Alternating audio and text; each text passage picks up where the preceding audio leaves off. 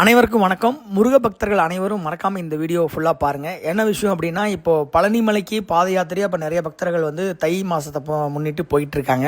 அதில் என்ன சொல்ல வேண்டியிருக்கு அப்படின்னா, ஏகப்பட்ட முருக பக்தர்கள் பார்த்திங்கன்னா இந்த மாதிரி சேலத்திலிருந்து அப்புறம் நங்கவள்ளி, எலம்பிள்ளை, அப்புறம் சங்ககிரி, நாமக்கல், ராசிபுரம், குமாரபாளையம்னு சொல்லி பல ஊர்களில் இருந்தும் பள்ளிப்பாளையம் வழியாக தான் வந்து பழனி மலைக்கு போயிட்டுருக்காங்க. நம்ம எல்லாருக்குமே தெரியும், வருஷம் அப்படி தான் இருக்குது.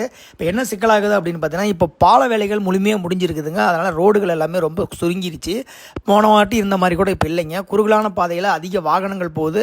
அதை காட்டிலும் முருக பக்தர்கள் அதிகமாக போயிட்டுருக்காங்க. இப்போ சமீபமாக பார்த்தீங்கன்னா, இன்றைக்கி மட்டும் 2-3 விபத்துகள் இன்னும் நடந்திருக்கு. முருக பக்தர்களும் அதில் வந்து அடிபட்டுருக்காங்க அப்படின்னு தான். ஸோ தொலைதூரங்கள்லேருந்து நீங்கள் வரீங்க, கண்டிப்பாக சேஃபாக போங்க. இப்போ நீங்கள் இந்த வீடியோவில் கூட பார்க்கலாம், பாலத்து மேலே ஏகப்பட்ட வண்டிகள் நீங்கள் இருக்கிறத பார்க்கலாம். இந்த மாதிரி சாலையோரம் வாகனத்தை நிறுத்திட்டு சேஃபாக தூங்குங்க. எங்கேயோ இருந்து பல ஊர்களை தாண்டி ஒரு நல்ல நோக்கத்துக்காக பாத யாத்திரையாக நீங்கள் போகிறீங்க. ஸோ உங்கள் நோக்கம் சரியாக இருக்குன்றதுக்காக தான் இதை நம்ம சொல்ல வேண்டியிருக்குது. அது மட்டும் இல்லாமல் நிறைய பக்தர்கள் நடு ரோட்டில் வந்து கொஞ்சம் அட்ராசிட்டி பண்ணிட்டு போகிற மாதிரியும் தகவல்கள் இருக்குது. ஸோ அதை எல்லாமே கொஞ்சம் சரி பண்ணிக்கோங்க.